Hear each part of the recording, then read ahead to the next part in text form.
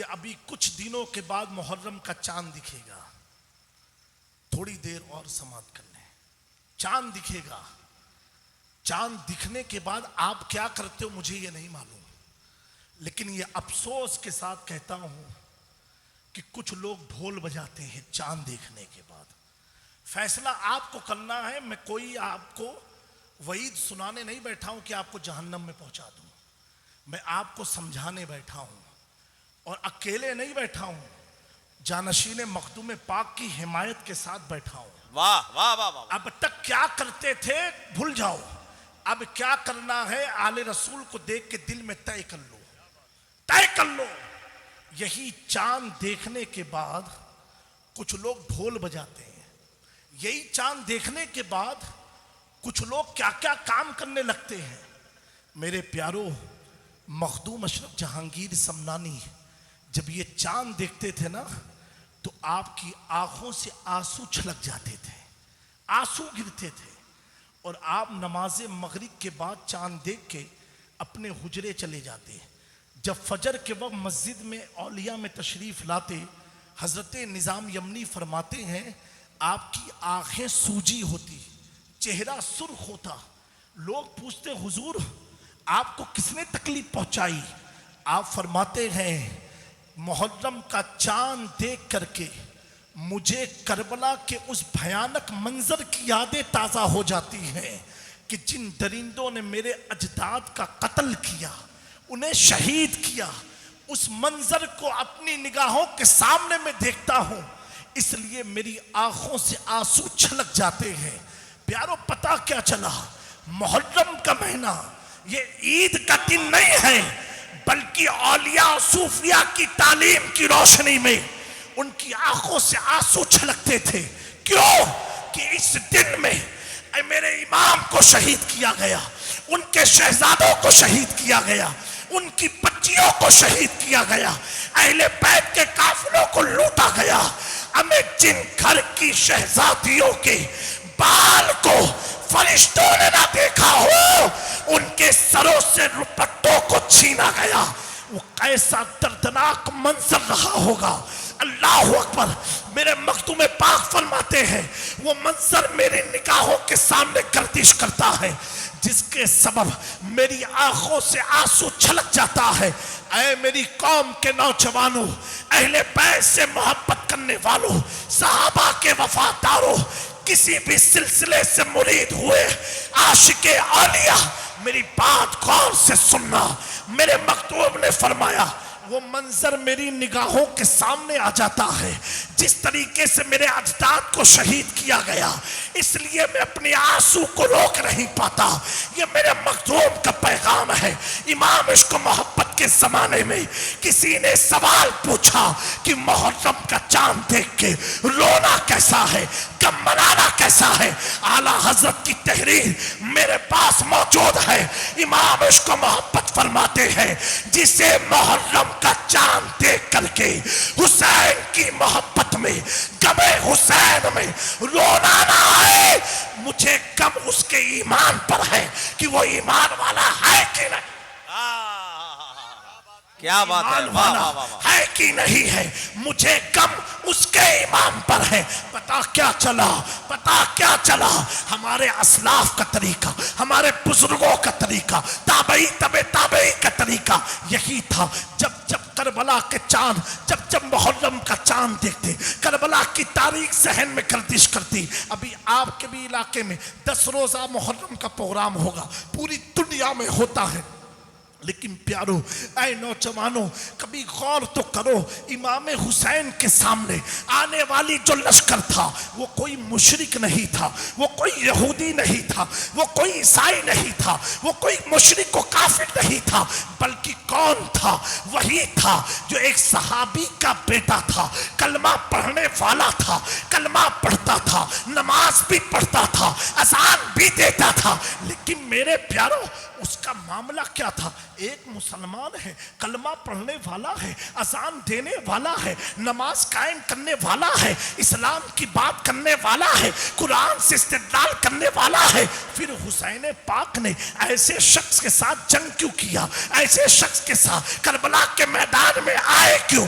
آئے اس لیے اے میرے پیارو، آج ہم یزیدیت مرد آباد کا نعرہ تو لگاتے ہیں، لیکن دلوں میں یزید کی فکر زندہ ہے، دماغ میں یزید کا خیال زندہ ہے، ہماری سوچ یزیدی سوچ بنتی جا رہی ہے۔ اب آپ کہہ سکتے ہو یہ کیسے ہو سکتا ہے؟ اے باپ بتاؤ، کلمہ پڑھنے والا وہ یزید تھا، نمازی بے نمازی اور نماز کا قائم کرنے والا، نماز کا ناٹک رچنے والا وہ یزید تھا، مسجدوں کو بھرنے والا وہ یزید تھا، بظاہر قرآن دکھا کر کے لوگوں کو گمراہ کرنے والا وہ بھی یزید تھا، ہر چیز اس کے پاس تھی۔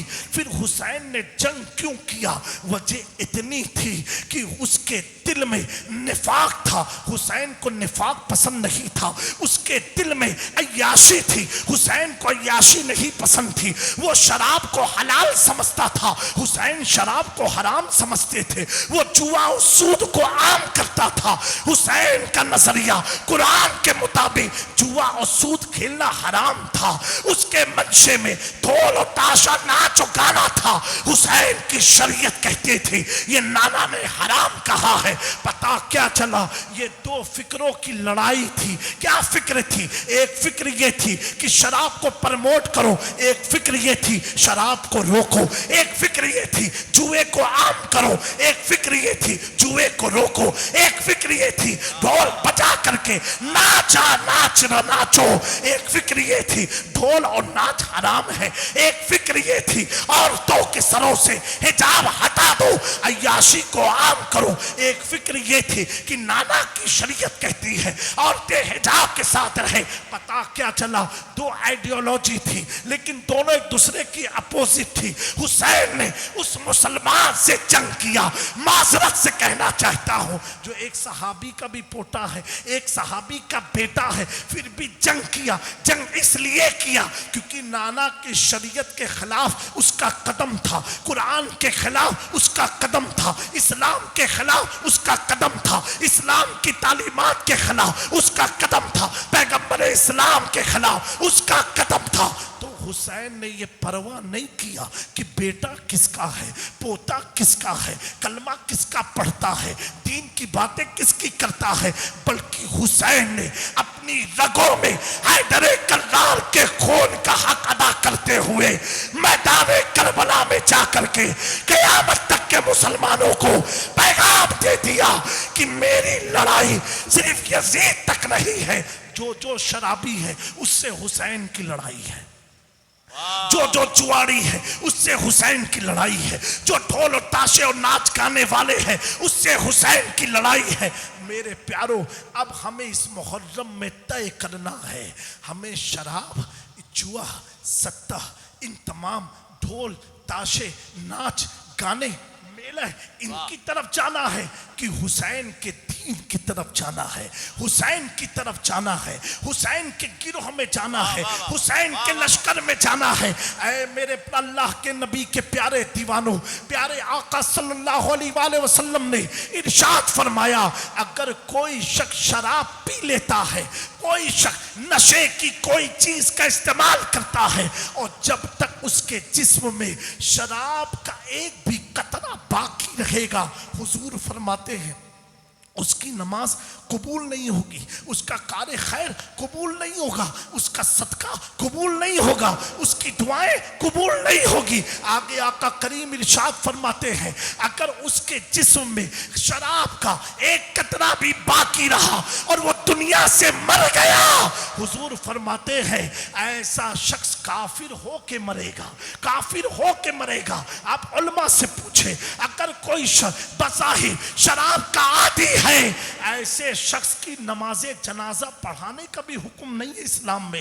اللہ اکبر۔ کریم آقا ارشاد فرماتے ہیں، حضرت انس سے یہ روایت منقول ہے، آپ فرماتے ہیں 10 لوگوں پر جہنم کی آگ حرام ہے، 10 لوگوں پر جنت اللہ نے حرام کر دیا ہے اور ان پر اللہ اور اس کے رسول کی لعنت برستی ہے، وہ 10 لوگ کون ہیں؟ صحابہ نے پوچھا، حضور فرماتے ہیں شراب بنانے والا، شراب بیچنے والا، شراب خریدنے والا، شراب کو ایک جگہ سے دوسری جگہ پہنچانے والا، شراب پینے والا، شراب پلوانے والا، شراب کی محفلوں کو سجانے والا۔ ارے پیارو، آج کچھ لوگ یہ بھی نادانی میں کہتے ہیں کہ میں نے پیا تو نہیں تھا، صرف مال کو اس شہر سے اس شہر تک پہنچایا تھا، میرا کیا گناہ ہے؟ حضرت انس فرماتے ہیں حضور نے فرمایا اگر کوئی شراب کو ایک جگہ سے دوسری جگہ لے کے بھی جاتا ہے اس پر بھی اللہ اور اس کے رسول کی لعنت برستی ہے۔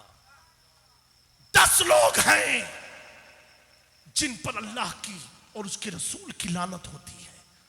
میرے پیارو، حدیث قدسی ہے، اللہ تعالیٰ فرماتا ہے، حضور اس کی روایت فرماتے ہیں کہ اگر کوئی شخص شراب کے تعلق سے، اللہ اکبر اللہ اکبر، اللہ کی پناہ، اللہ ہم سب کو صراط مستقیم پر گامزن فرمائے۔ اللہ ان حدیث کی برکت سے ہمارے دلوں سے ان چیزوں کی نفرت پیدا فرما دے، اللہ تعالیٰ اپنا قرب عطا فرمائے۔ حضور فرماتے کہ اللہ نے ارشاد فرمایا کہ اگر کوئی شخص شرابی ہے، وہ مرنے کے بعد اس کے منہ میں پیپ ڈالی جائے گی، پیپ اسے پلائی جائے گی۔ ایک روایت میں ہے وہ یہودی ہو کے مرے گا، یہودی ہو کے مرے گا۔